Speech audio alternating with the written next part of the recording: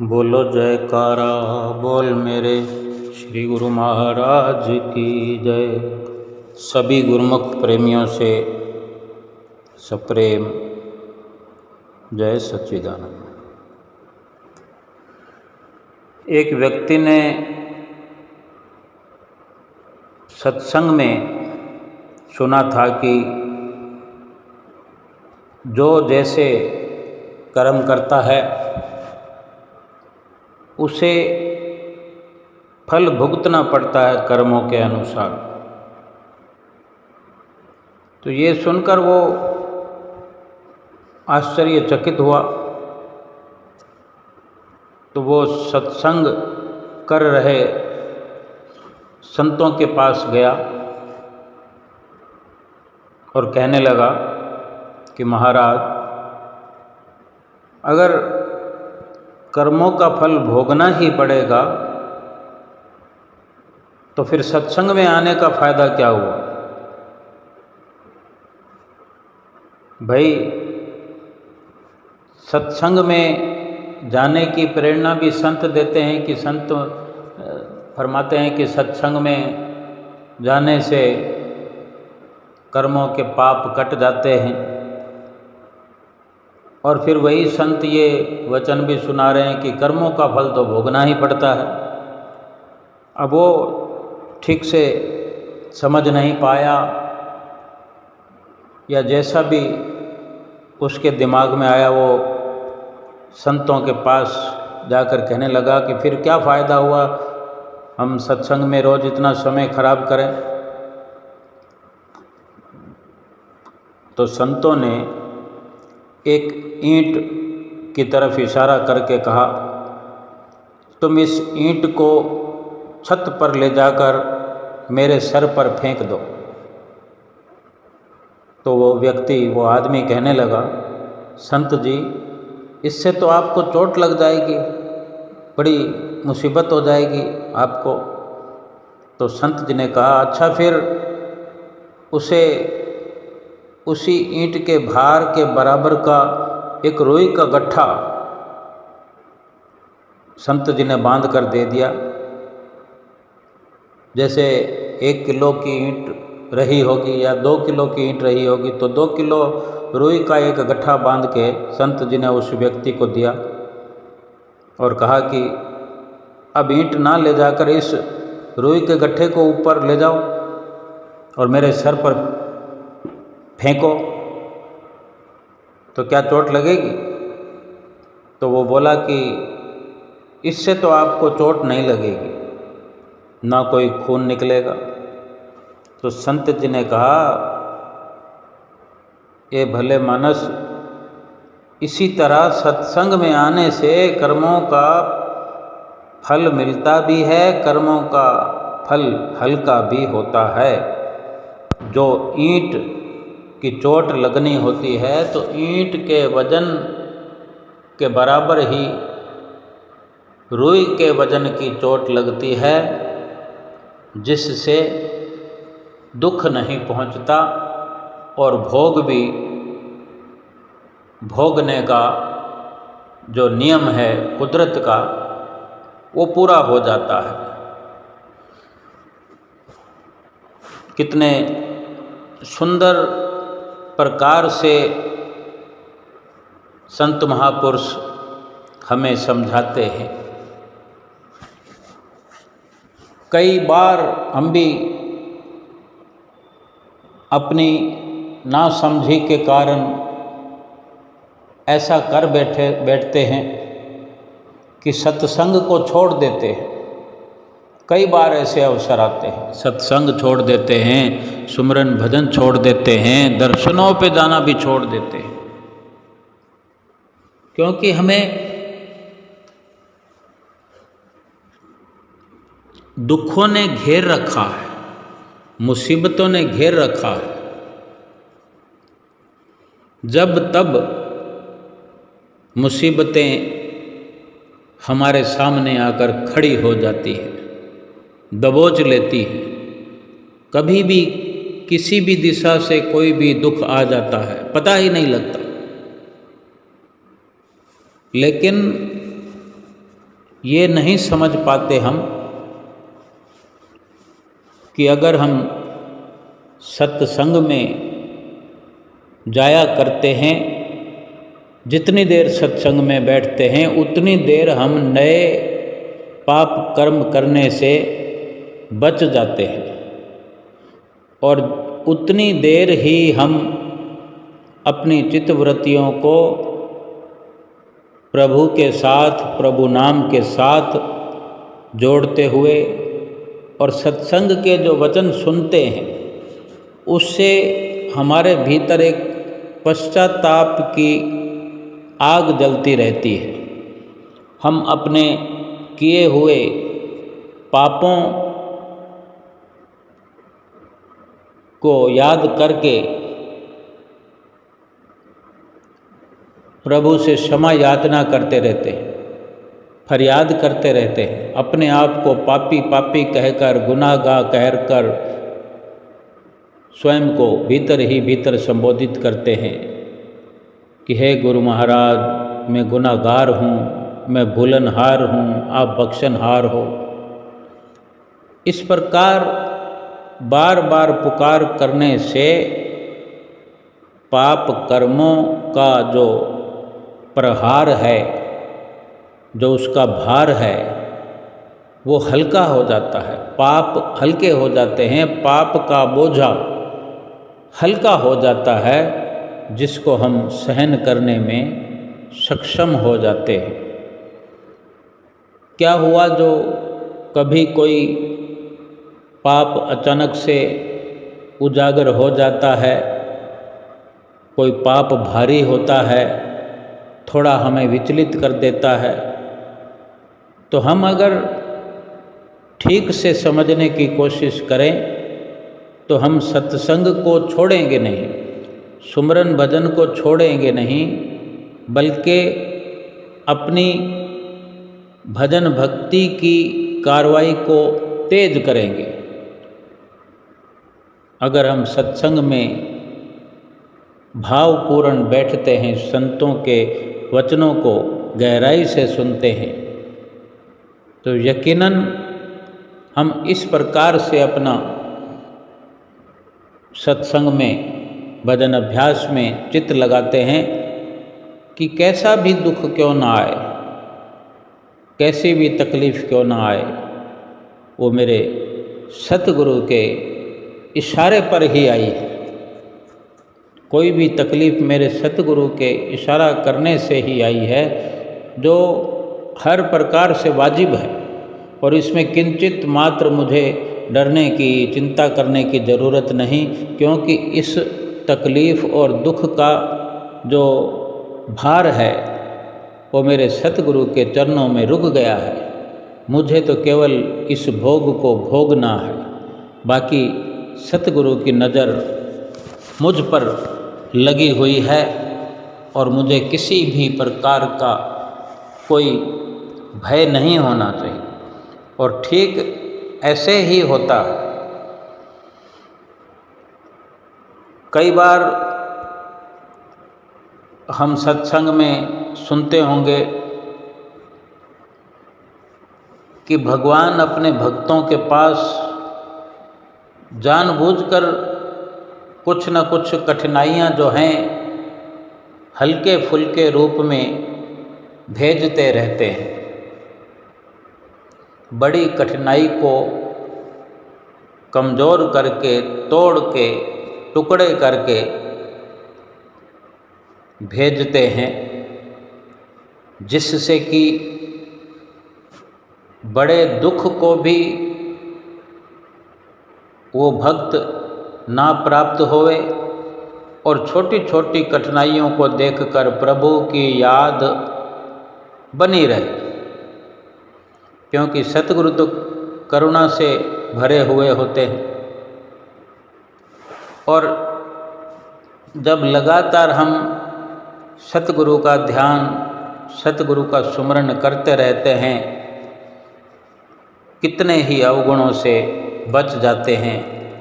प्रार्थना का बार बार अवसर मिलता है, भजन सुमरन करने का, याद करने का बार बार अवसर मिलता है, और आलस्य और प्रमाद से बच जाते हैं। सेवक का ये कर्तव्य होना चाहिए कि शुरू से ही स्वभाव पर नियंत्रण करे, लापरवाही ना करे, हर वक्त सचेत रहे, कठिनाइयों का सामना करने के लिए तैयार रहे, सामना करना पड़ेगा। और हर किसी से भलाई करे, हर किसी से भलाई करने पर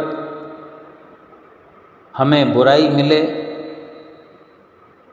तो इसमें भी बहुत बड़ा राज है, बहुत बड़ा रहस्य समझे और इसमें अपने सतगुरु की कृपा समझे कि वो हमें मजबूत बनाना चाहते हैं, परोपकारी बनाना चाहते हैं, मतलब प्रस्त नहीं बनाना चाहते कि अगर हम किसी की भलाई करें तो बदले में हम उससे भलाई की चाहना रखें।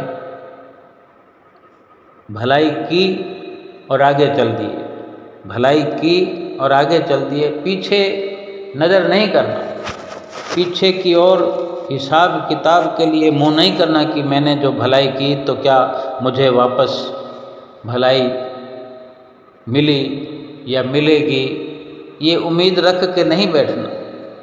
हमने अपना काम करना है और ये जो हम परोपकार करते हैं या किसी की भलाई करते हैं, हम ये सोचते हैं कि फिर हमारी तारीफ़ होनी चाहिए। जब जब भी हम उस व्यक्ति से मिलें जिसकी हमने भलाई की हो तो वो हर वक्त मेरे सामने हर किसी को कहे कि इसने मेरी भलाई की है। ये प्रशंसा सुनने के अभिलाषी ना बने, क्योंकि प्रशंसा ये बाहर की जो हम सुनना चाहते हैं, ये प्रशंसा जीव को खोखला कर देती है और जो थोड़ा थोड़ा दुख भोगने की आदत हमारी बनी हुई रहेगी तो ये हमें मालिक के पास, भगवान के पास, अपने सतगुरु के पास बड़ी आसानी से लेकर जाएगी। और सतगुरु पर पूरा विश्वास हमें रखना चाहिए। जो स्वयं विश्वास नहीं करते फिर वो दूसरे विश्वास करने वालों पर भी विश्वास नहीं कर पाते। जो खुद भगवान पर विश्वास नहीं करते हैं वो दूसरे भक्तों पर भी पाखंडी होने का आरोप लगाते हैं उन्हें, क्योंकि जो स्वयं पाखंडी है, जो स्वयं अविश्वासी है, वही दूसरे को अविश्वासी कह कर के संबोधित करता है। असल में जो भक्ति का ये मार्ग है, भक्ति की ये राह है, भक्ति पर जो चलना, महापुरुषों की आज्ञा पर चलना, ये बहुत बड़ा लाभ है। किस प्रकार भलाई करनी है ये महापुरुषों के दृष्टांत पढ़ने से समझ आ सकता है। बहुत बड़े संत हुए हैं, रहीम, जिन्हें बहुत दानवीर के नाम से जाना जाता है। उनकी ये खूबी थी कि जब वो दान देने के लिए हाथ आगे बढ़ाते, किसी को जब कुछ देते अपने हाथों से, तो अपनी आँखें नीची कर लेते। वो देखते नहीं थे कि मैं किसी को दे रहा हूँ, उसकी शक्ल कैसी है, मैं जो दे रहा हूँ वो क्या दे रहा हूँ। देना शुरू कर दिया तो फिर आँखें नीची और आँखें बंद कर ली। ये बात सभी को अजीब लगती थी कि ये कैसे दानवीर हैं। रहीम दान भी देते हैं और इन्हें शर्म आ रही होती है। ये बात जो है परम संत तुलसीदास जी तक पहुंची तो उन्होंने रहीम को 4 पंक्तियाँ लिख कर भेजी, जिसमें लिखा था, ऐसी देनी देन जो कित सीखे हो सैन, ज्यों ज्यों कर ऊंचो करो त्यों त्यों नीचे नैन। इस लिखी हुई पंक्तियों का मतलब है कि रहीम, तुम ऐसा दान देना कहाँ से सीखे हो?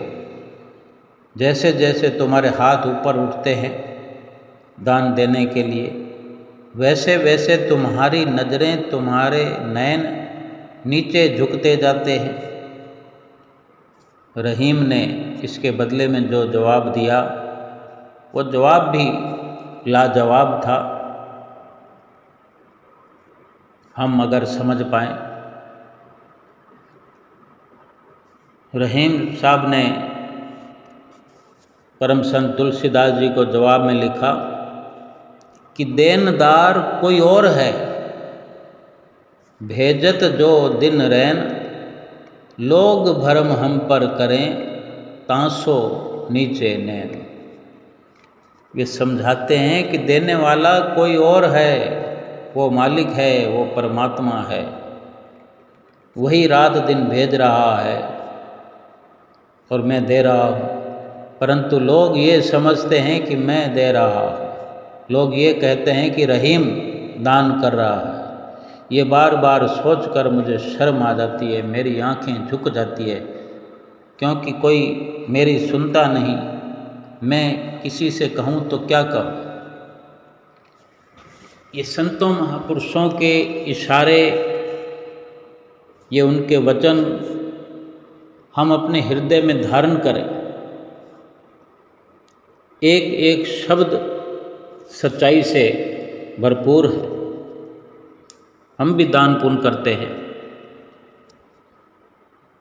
हर दिन, हर महीना, साल पूरा कोई ना कोई पर्व, कोई ना कोई अवसर ऐसा आता रहता है कि हम अपनी मर्जी से करते हैं। कभी कोई ज़रूरतमंद आ जाता है। हमारी चित्तवृत्तियाँ क्या कहती हैं? हमारी चित्तवृत्तियाँ कहाँ लगी होती है कि जो कोई बेकार की चीज़ हो या खाने पीने का सामान भी हम कुछ छंटनी करते हैं कि कोई एक्सपायर हो चुका हो या होने वाला हो, यानी हमारे इस्तेमाल में अगर कोई चीज़ आने से रह गई है या हम इस्तेमाल नहीं कर पाएंगे, उसको देने की कोशिश करते हैं। हमारी चित्तवृत्तियाँ वहाँ लगी हुई हैं। अगर हम इससे ऊपर उठ गए, हमारा नज़रिया कुछ ऊंचा हो गया है, अच्छी बात है, बहुत अच्छी बात है। धन रुपए पैसे पर हम आ पहुँचे हैं, दान किया करते हैं, तो मन में ये विचार आता है कि लोगों को पता चले कि मैंने ये किया, मैंने ये किया। कहीं कोई मौका मिलता है तो कहीं नाम लिखवा दिया जाता है। बगीचों में कुछ बनावट करते हैं तो वहाँ नाम लिख देते हैं। कोई बेंच वहाँ पर लगवा दी या कोई पानी की व्यवस्था कर दी। कुछ बहुत सारी ऐसी चीज़ें होती हैं। यानी हमारी चित्तवृत्तियाँ अपने आप को मशहूर करने में लगी रहती है। किसी को नगद भी देते हैं तो आजकल तो सोशल मीडिया का ये वक़्त है कि एक कॉलोनी को नहीं, एक शहर को नहीं, पूरे वर्ल्ड को पता चले। यूट्यूब पर डाल देते हैं कि फलां व्यक्ति ने फलां व्यक्ति की इतनी मदद करी। अब इस तरह की विचारधारा और एक रोज़मर्रा की भी अगर हमारी आदत है अगर गली में कुछ जानवरों को भी कुछ खिलाने पिलाने की, तो वो भी बस इशारे में ही हमको समझने की ज़रूरत है कि जितना लोग हमको देखेंगे, हम बेशक प्रयास करें कि हमने किसी को दिखाना नहीं है, लेकिन फिर भी चलते चलते चलते हमारी आँखें खुली हैं। क्या हम ये सोच पाएंगे कि ये तो कोई और दे रहा है, परमात्मा दे रहा है, मुझे तो शर्म आ रही है देते हुए। लेकिन हम ये सोच लें कि हमें दिखाना नहीं है, हमें अपने आप पर भी यकीन नहीं है, क्योंकि मन में ये भाव आएगा ही कि मैंने दिया, मैंने किया। तो अगर ये भाव आया तो फिर उल्टा अहंकार हो जाने की वजह से वो किया कराया सब तो पानी में जाएगा ही, और अहंकार से और उल्टा नुकसान होने का भय बना रहेगा। कुछ इस तरह से हम चाहें तो कर सकते हैं कि जब कोई न देखता, ऐसी व्यवस्था,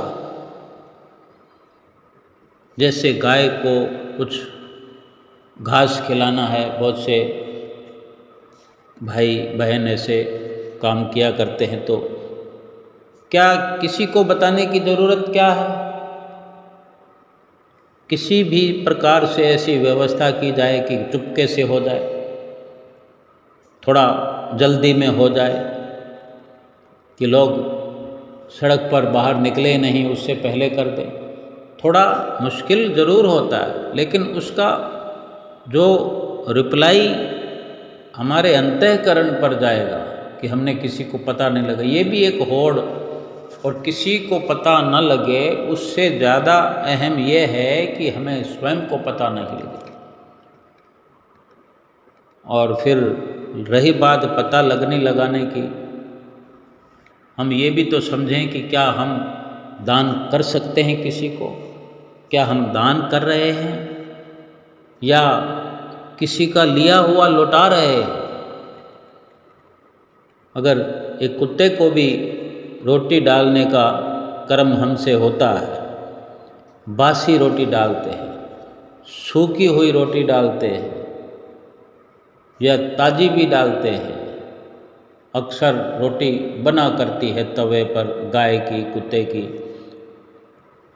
लेकिन ये यकीन हमें होना चाहिए कि हम दान नहीं कर रहे हैं, चुकता कर रहे हैं, जो लेकर आए हैं, जो खा कर आए हैं।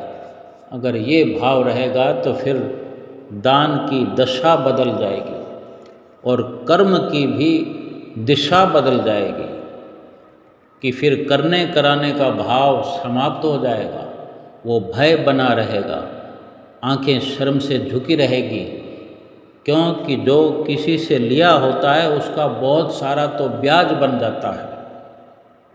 हम उस चक्रव्यूह में सोचने लगेंगे कि क्या पता कितना बाकी है, और सारी इन क्रियाओं से बचने के लिए एक जो हमारे गुरुमुखों के लिए परंपरा है, श्री गुरु महाराज जी के चरणों में जो हम समर्पण करते हैं, भेंटा पूजा करते हैं, दान तो वो भी है। कुछ लोग यही समझते हैं कि हमने आनंदपुर में दान कर दिया, गुरु महाराज जी को दान कर दिया, महात्मा जी को कुटिया पर, बाई जी को कुटिया पर जाकर दान कर दिया। लेकिन कुछ ऐसे भी गुरुमुख प्रेमी श्रद्धा भावी हैं जो अपने हाथों में उपहार लेकर सर झुकाए, अपने कंधों को झुकाए, हाथ जोड़ करके श्री गुरु महाराज जी के आगे खड़े होते हैं झुके हुए खड़े होते हैं, बस एक टक नज़र अपनी सतगुरु के मुखार विंद की ओर किए हुए कि बस आशीर्वाद मिल जाए, कुछ तलब नहीं। और मन के अंदर बहुत बार ये भी विचार आता है कि बहुत से गुरुमुखों में, प्रेमियों में मेरा छोटे से छोटा स्थान है।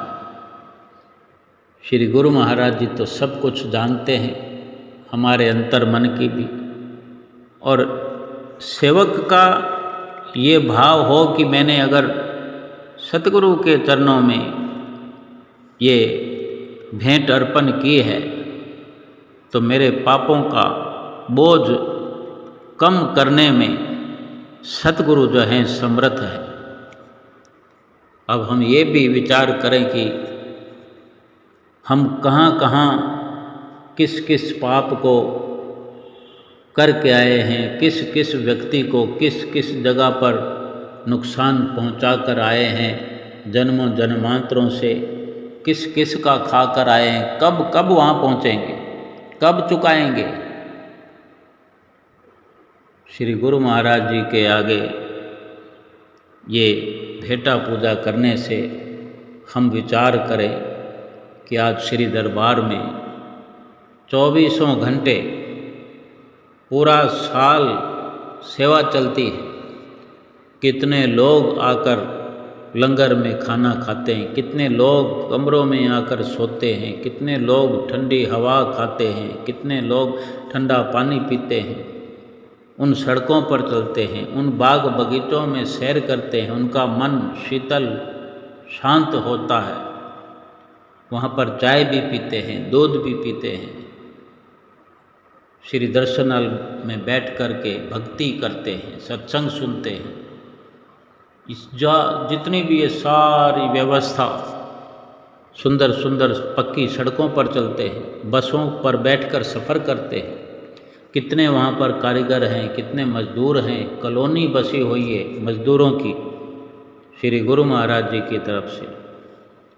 ये सारा पैसा हम जैसे गुरुमुख प्रेमियों की ओर से जो श्री गुरु महाराज जी के आगे भेंटा पूजा होता है या कुटिया पर आश्रमों में इकट्ठा होता है और वहाँ जाता है, ईमानदारी से जो पैसा श्री गुरु महाराज जी के आगे पहुँचता है, हम पहुँचाते हैं, सब जगह वो पैसा खर्च होता है। अस्पतालों में श्री गुरु महाराज जी वो पैसा खर्च करते हैं। निःशुल्क इलाज दरबार के लोगों का भी होता है और बाहर गांव के लोगों का भी होता है। जाने कहाँ कहाँ से लोग इलाज करवाने आते हैं और कहाँ कहाँ से लोग दर्शन करने आते हैं। अब ये समझ सके हम कि हमने किस किस का कर चुकाना है। हम घर से चलते हैं 1000 किलोमीटर, कोई पहुंच रहा है, कोई 1200 किलोमीटर, कोई 1500 किलोमीटर, कोई विदेश से आ रहा है हज़ारों किलोमीटर चल के। घर से चलने के बाद वापस घर पहुंचने तक कितने कितनी जगह पर, स्टेशनों पर, रेलवे स्टेशनों पर किस किस से मुलाकातें होती हैं, किस किस से लेन देन होता है। हमारे बैग भी चोरी हो जाते हैं, पैसे चोरी हो जाते हैं, मोबाइल चोरी हो जाते हैं। ये सब क्या है? और जहाँ जहाँ हम लेन देन करते हैं, खाते पीते हैं, ये जरिया श्री गुरु महाराज जी ने बनाया। केवल हम सोचते हैं कि दर्शन करने गए, दर्शन करने के साथ साथ जो इतने पाप हमारे रास्ते में कटे, आने में जाने में, और वहाँ पहुँच कर के जो तिल फुल हमने भेंटा किया, उसका कौन सा हिस्सा कहाँ पर लगना है। अगर हमने सतगुरु के चरणों में समर्पण कर दिया भाव से, दिल से, कि हमने अपने कर्मों को काटना है, तो सतगुरु की जिम्मेवारी है, वो हमारे कर्म जिस प्रकार भी कटेंगे वो काटेंगे।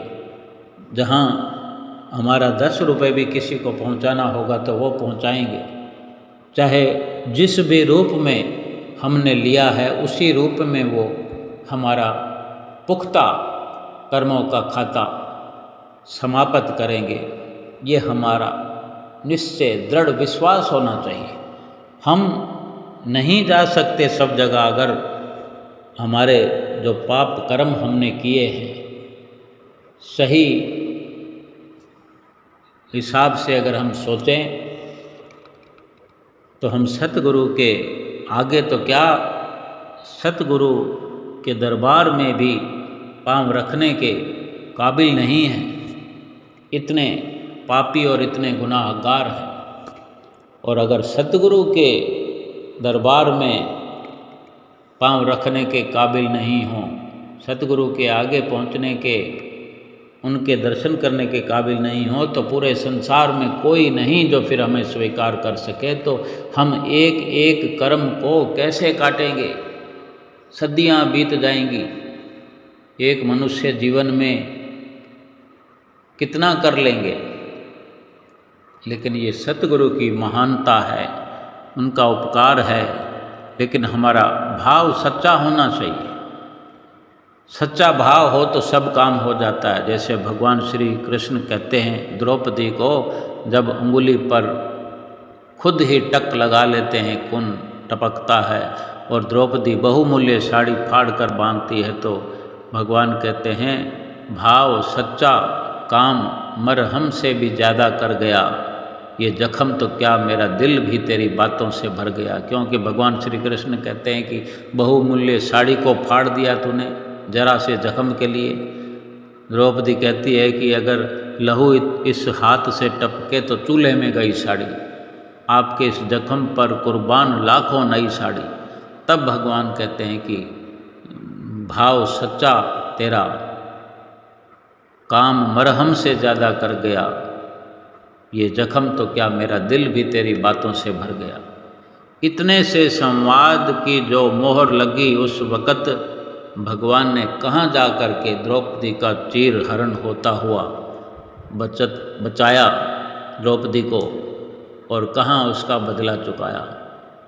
भगवान हमारा रखते नहीं हैं। सतगुरु को क्या ज़रूरत है हमारे धन की? हम जो सोचते हैं ये तो मेल है, ये पाप कर्म है जो हम ले जा कर के वहाँ रखते हैं, और वे स्वीकार करते हैं और आशीर्वाद देते हैं कि चलो हमारे गुरुमुख हमारे पास श्रद्धा से विश्वास से आए तो सही, वे हमारा बेड़ा पार लगा देते हैं। बोलो जयकारा बोल मेरे श्री गुरु महाराज की जय।